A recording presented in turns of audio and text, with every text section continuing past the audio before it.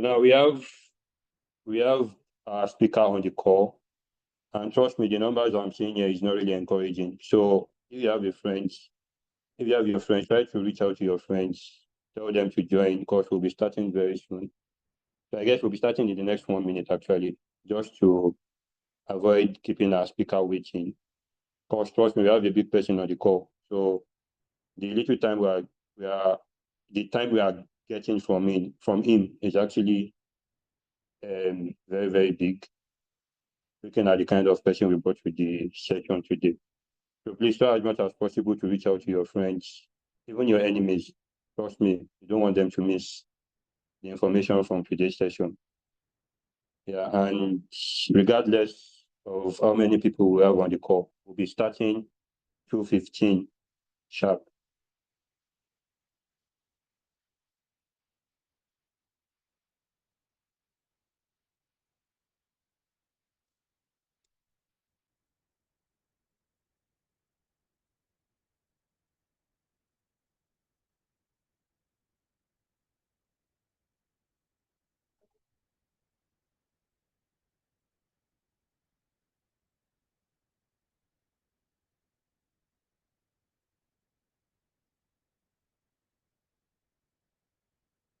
Yeah, so I guess it's actually time for us to start the session.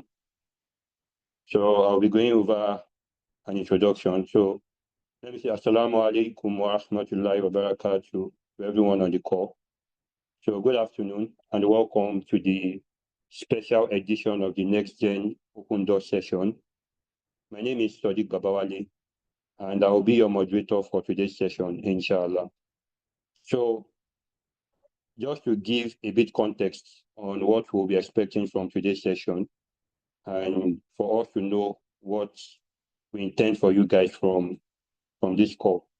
So today's session is actually dedicated to helping our audience, which are majorly students currently in universities and also fresh graduates who are trying to navigate their journey in the tech industry.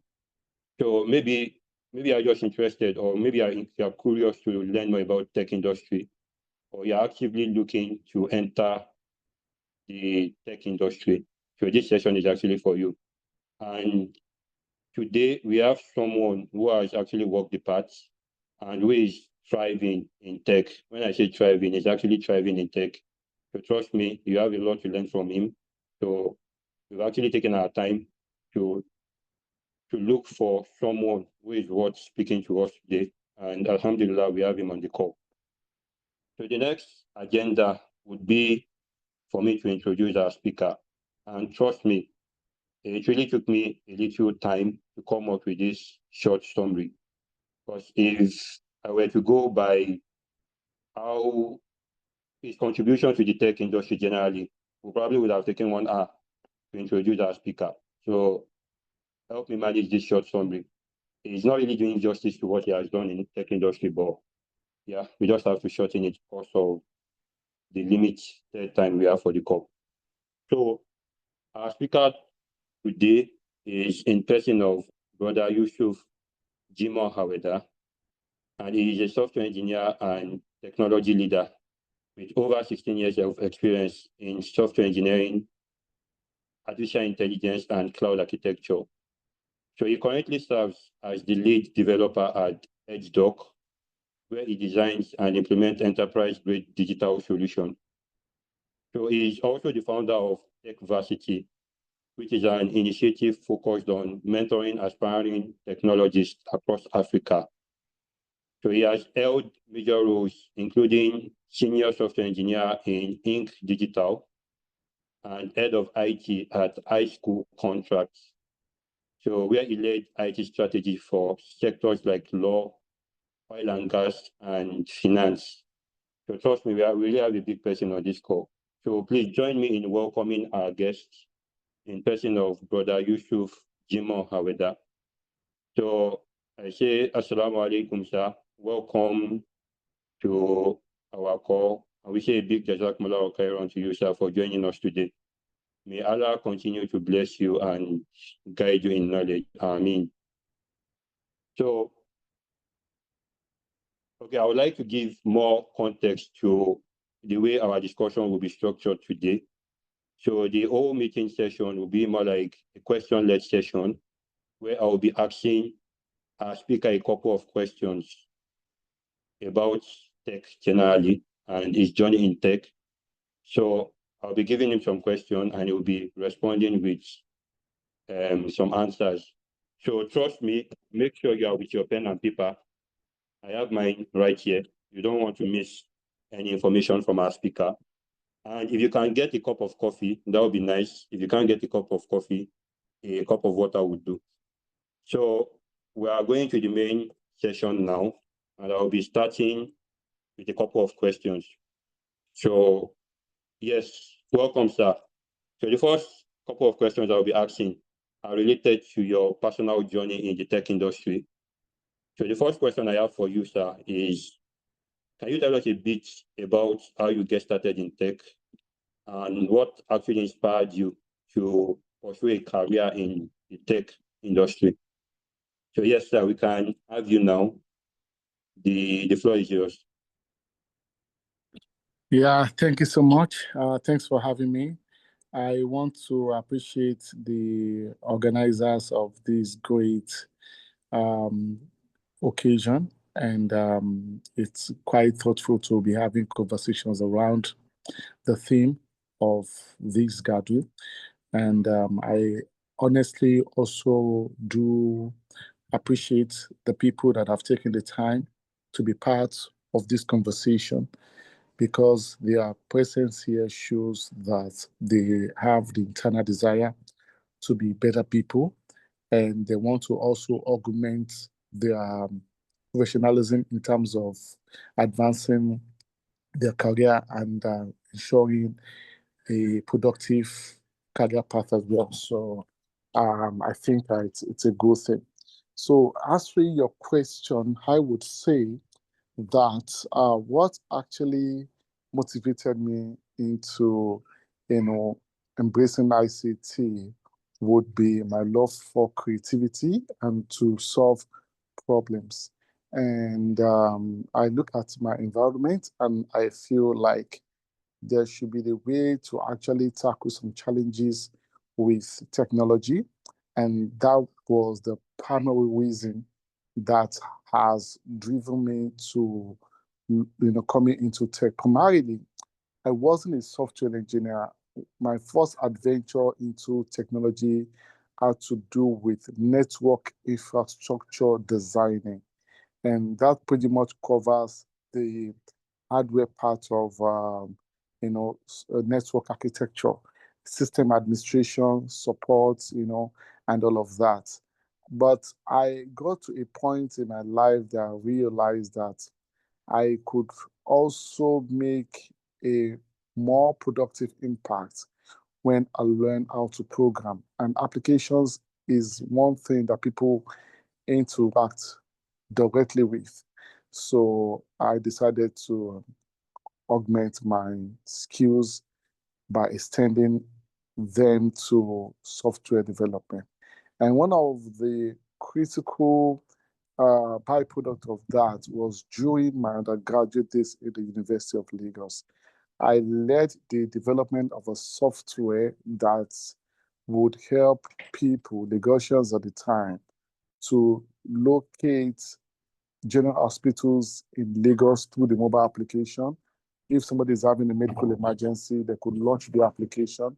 The application automatically searches for the nearest hospital, populates with the mobile number to communicate in case of any emergency. And if the person needs first aid, the app also tells of the different first aid measures to popular health challenges, which the person can be given prior to get to the hospital. So the school was pretty much ecstatic about it. The VC was quite impressed, and we got this application published, on Google Play Store with Vanguard Guardian, talking about it at the time. So this is an example of the motivations that drove me particularly to come to ICT.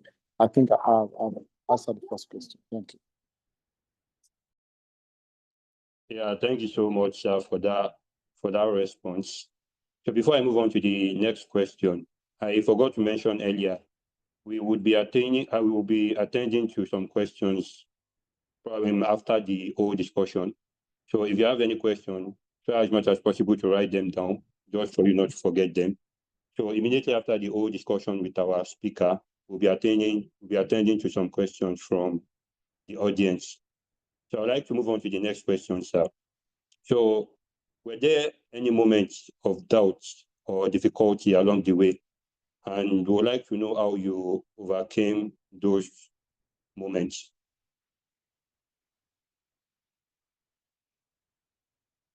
Did you get the question, sir? Yes, thank you so much. I was trying to unmute myself. So, yeah, beautiful question.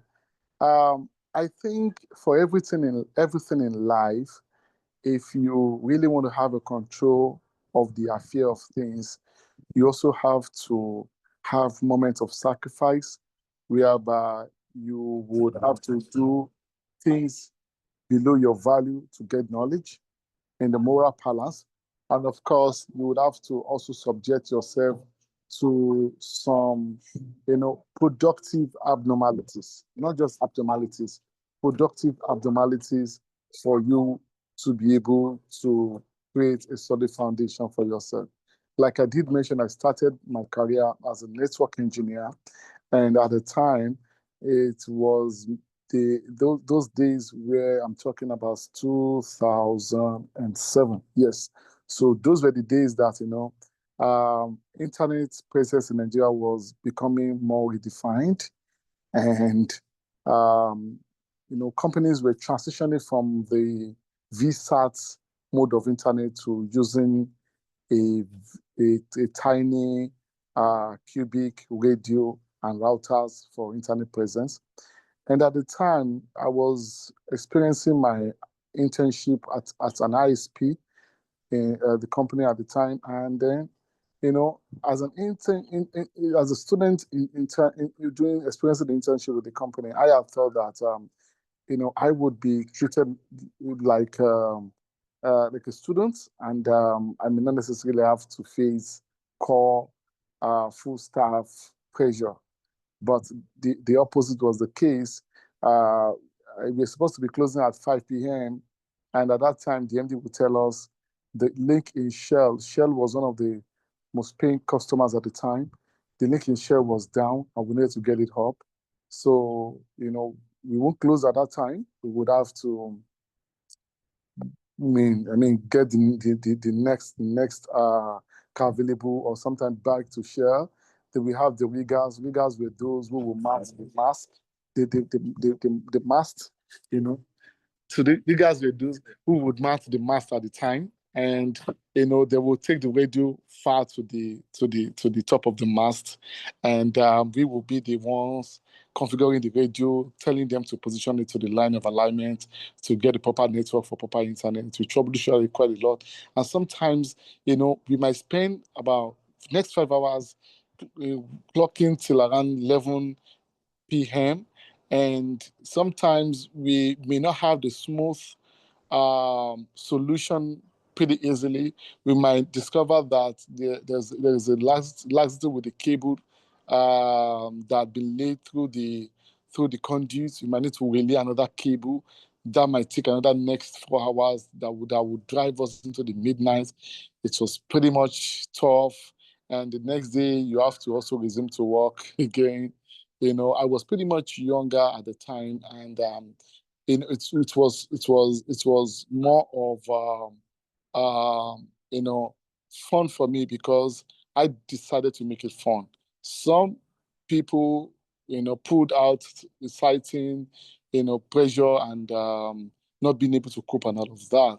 But the truth is, the spirit of sacrificing at the time is not a waste, because the fact is one needs those moments of rebranding yourself to be a tough person for tough and difficult times. And those moments are pretty much important for one to be patient and for one to be very dedicated in learning through the hard times, because hard times don't last forever. And when good times come with all the so-called luxury, the body gets accustomed to it pretty easily. But, good times also don't last long. There'll be some times that you'll be held back in a tough time. And what will save you at that moment is how you've been able to cope and acclimatize, and the way you've been able to build the foundation of being a strong person when you endured from the first tough times. So I feel that, as a person trying to embark on a professional career, you would have a lot of things that would, you know, make this adventure pretty much unpleasant to you. The young people these days, they talk about mental health. It wasn't pretty much prominent during our time, so not everything you would have to shy away from or be less of a human from under the disguise of mental health. So many things might actually be confronted with your boldness. And one thing about building a foundation of a huge success is not creating excuses for challenges. You have to be strong enough to push challenges to the wall. So those tough moments were pretty much, evident, but the lessons, the downfall, the failures, and the spirit of not giving up, was one defining moment that has lived as a working tool for me today. Thanks. Yeah, oh, thank you so much, sir, for that response. So talking about career growth and development.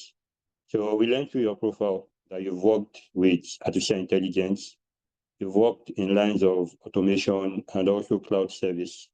So would like to know how you upskill yourself to enter those areas in tech.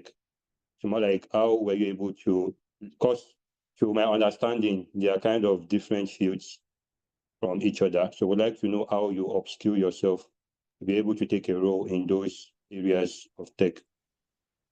Okay, thank you so much. One of the key tools that help tech person is being able to be self-reliant in terms of intellectualism. So once you have a strong foundation in any tech endeavor, it makes it pretty much easy for you to transition easily to something else. Take programming, for example. If some of us started programming with PHP, at the time, and writing web programming with HTML, CSS, and JavaScript, and core logic backend programming with PHP. But by the time C# was becoming more popular, one will realize that it's still the same concept of programming logic, but with different syntax to deal with. And transitioning was pretty much easy. And I could tell you that, there are some programming languages that I don't write every day. I don't even interface with them, every day, but I can actually give support on them because I understand the foundation and veteran skill of program. So my point is this: if you have interest in IT or in any of the fields in IT, the foundational part is pretty much important and extremely, cogent for one's adventure. One shouldn't jump the foundation. And sometimes we may want to be carried away with money or some distractions to jump what should be the foundation because we feel that money is not in when you want to start from the foundational part and there's a shortcut to starting from a level that will fetch you quick money. I don't think that should be the right option. The foundation makes it easy for you to be able to transition. If you do not have that foundation, you start from a shortcut from a mid-level, you wouldn't have the veteran skill to be able to upskill yourself easily. But once you have the foundational skill, it helps you to transition into every other endeavor pretty much easily. And that is the beauty of IT. IT is not something that is static, that you have to claim a world champion on a static endeavor. You would always have to transition from one thing to another. 10 years ago, declarative AI was not the talk of, a talk that should be given a place of pride in IT parlance. But today, we are talking about AI, we are talking about machine learning, we are talking about data analytics. And for anyone who has got that foundational veteran skill in ICT, definitely they would be able to transition easily.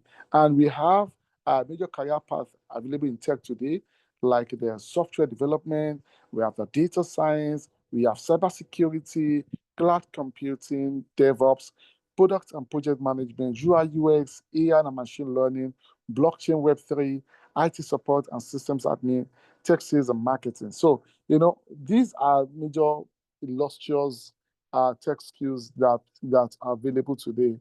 But anyone who has got that foundational skill in the first IT endeavor they have leveraged into would definitely survive. And what I mean by foundation means that very first field you have started your ICT career with, you should try to understand the basics of that field. The basics. Do not jump because the basics is boring, it doesn't fetch quick money, and they want to jump. You want to be a web programmer. I don't want to learn how to code the web like HTML, CSS, JavaScript. You just want to start with doing drag and drop, like using Wix or WordPress or any other thing like that, without having to learn how to actually code practically. So I'm just using that as an example, because in every IT endeavor, there is a soft landing path. Do not start from the soft landing path. When you have understood the foundation, they can now begin to leverage on the soft landing path for quicker and productivity reasons. Even in artificial intelligence, there is a foundational path and there's a soft landing path. So even in machine learning, there is a foundational path and the soft landing path. So understand, bear the pain to dive deep into the foundational part, acquire the veteran skill, then you can upscale easily. Thanks. Yeah, thank you so much for that response. So talking about learning more about the foundational parts, so which is mostly for anybody looking to start into tech, usually for the beginners. So still on that topic, I would like you to advise those who are starting their career in tech, actually having no experience in tech, just a little interest. Probably they heard about it from someone, or maybe they are just hearing it from you from this call. So what would your advice be for those kind of people and students? Okay. I would say that before you can decide anything, try to explore widely. Before you can decide that, okay, this is an endeavor I want to focus my career into, you have to explore widely. Try free courses, tutorials, or projects in different areas, so that you would understand where you can best fit in. Because sometimes you may feel that you are quite good in mathematics, and having that intellectual distinctiveness is enough for you to go into data science, which is pretty much good. But you can't decide that alone until you try data science, you try machine learning, you try software engineering, you read wide about these courses, then you can make decision. You don't make your decision based on very, very conceived or highly confined intellectual box. You have to read wide, read other parts of ICT endeavor that are not directly related to what you do every day. You might find something quite captivating, in that. Another thing is reflect on your natural strength. So when you reflect on your natural strength, for example, do you love solving puzzles? You can decide to say, okay, maybe backend would be good for me. Designing interfaces, or explaining ideas. So your strength combining with reading wide, there to make you to make the best decision.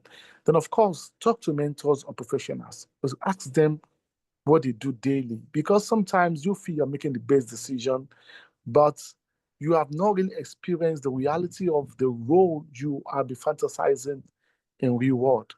So you just have that fantasy in your brain and that you don't understand the reality of the roles. But when you speak to mentors and professionals, those who have lived longer with that endeavor and discipline, they can share with you how they've started, the challenges they have faced. Like we are having this presentation now. I know you must have picked one or two things, from my experience. So you speak to mentors, it gives you a beautiful leverage to decide on something that will drive you to great positivity and productivity. And when you have a mentor or professionals you're speaking to, it adds to your exposure and your experience, and of course, your age. If you are 20 years old, if you are speaking to mentors and professionals that are maybe 30, 35, or people who have experienced something more than you, even if it is a year, they are living hugely. You are living. You're living pretty much. Ahead of your age. Yeah. Thanks. Yeah, okay. Thank you so much for that response. So one thing we do hear from mostly undergraduates while in school is the fact that it is actually not easy to combine academics with building a skill in tech. So I feel like if I start learning more about tech, it will definitely affect my academics. And given the fact that you started programming as far back as your undergraduate days, I would like to hear some advice from you on how to effectively combine academics and also building a career in tech.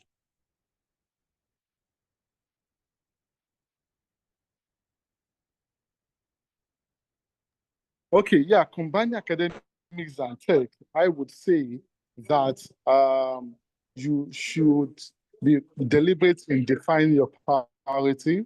If you are having a good academic standing, of course, you should be able to create proportionate time for your IT endeavor, depending on how you're faring academically, because you need academic as well, academic achievement as well to drive your ICT career. And don't be carried away with this notion that those guys in the US, they are dropouts, you also want to drop out. You should be able to match the two with proportionate consideration. So I can't tell you directly that, okay, you should give this a particular percentage, but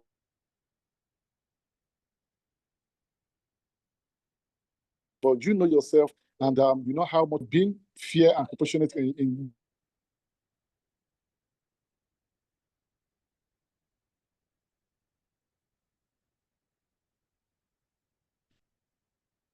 deciding this would go a long way, to achieving this.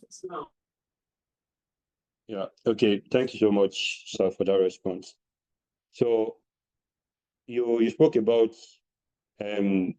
beginner trying to learn the foundations of tech when getting started into a career in tech.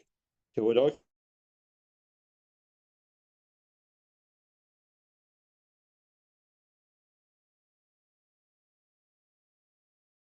what were the mistakes you probably did when you started your own career in tech, and how would you have done better if you were to start your career again? Sorry, I don't Yeah, know if you got the question. I think, yeah, the simple answer to that is speaking to speaking to more professionals and having more mentors. And having mentorship doesn't necessarily mean that you have one person. You could have a mentor in communication, you could have a mentor in technical thinking, you could have a mentor in networking if you are into that. You could have a mentor in system engineering, you could have a mentor in programming, you could have a mentor in project management.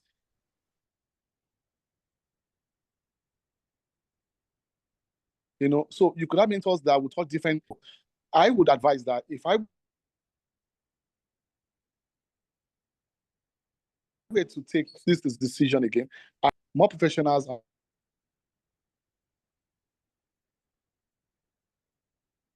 more, and it would have been a more better. Okay, thank you. Thank you so much, sir, for that response. So this will probably be the last question from me, and I'll be opening up the session for questions from our audience. So we get to know that, okay, probably as a fresh graduate, who has been learning more about the tech industry.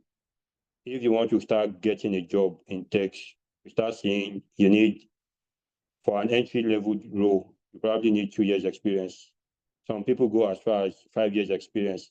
So I'd like to ask, how can you gain practical experience as a student while still in school that could convert to those kind of experience they do ask for while applying for an entry-level job?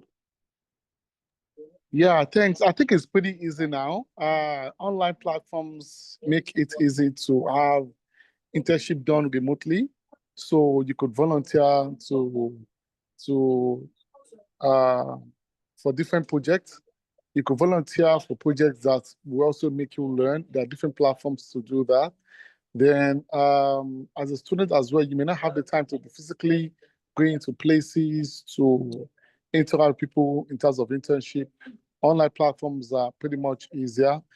Because of the advent of artificial intelligence as well, you could create internship experience for yourself, whereby these LLMs, ChatGPT or Copilot or Gemini, will be your instructor, and you will have many projects to be building and pushing to the cloud platform as a project portfolio. So these are ways really, because mentorship, back in the day, is now being redefined with artificial intelligence. Now you may not actually have a physical mentor.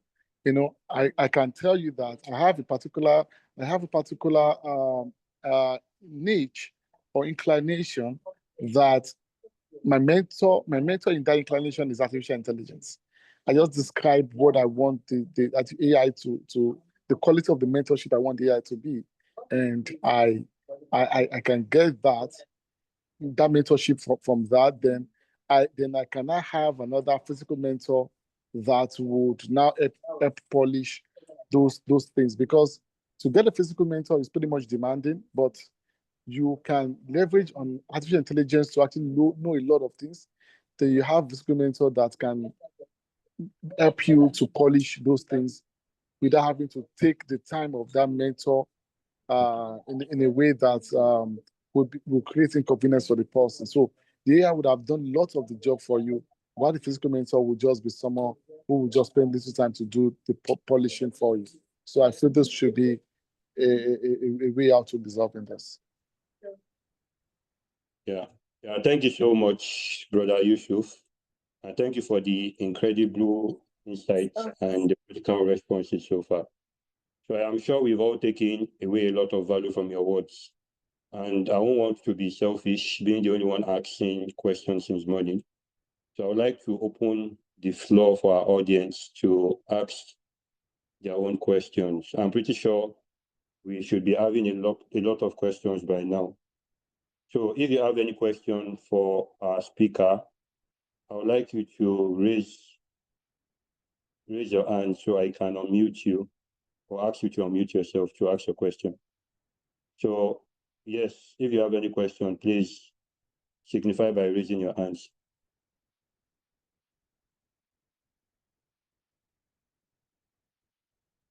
Any question?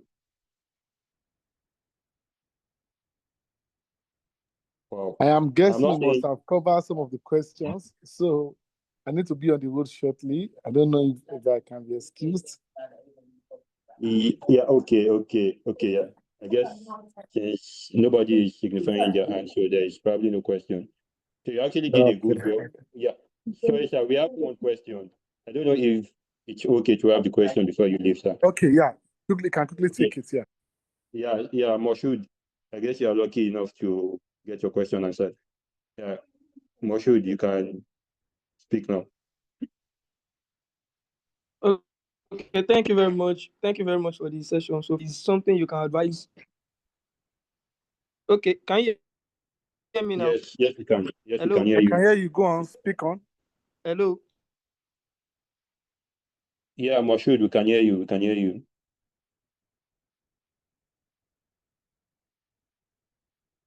Yeah, we can't hear you anymore, Moshood. Are you there, Moshood? Speak on, go on. I think he's having a bit of internet issue. So he was almost lucky to get his question answered. So in the absence of any other question, we'd like to say a very big jazakumullah khairan to our speaker. We've actually taken a lot from your words, and we pray Allah reward you in abundance and increase you in knowledge. So thank you so much, sir. I guess we can excuse you from the call. Thank you so much. In case the guy comes back, you can forward this question to me on WhatsApp. I would answer and send back to him. Yes. Okay, yeah. Thank you so much, sir. We'll do that. Yeah. So to our audience, I would like to say a big jazakumullah khairan to you guys for showing up today. And we hope, well, I'm very sure this session has inspired you to take actions towards your journey in tech. And inshallah, we pray that Allah will guide you in your careers and bless our efforts. And it would also make us beneficial to our communities in general. So until the next time we meet, I would say let us stay safe and stay inspired. And wassalamu alaikum wa rahmatullahi wa barakatuh. Have a nice day.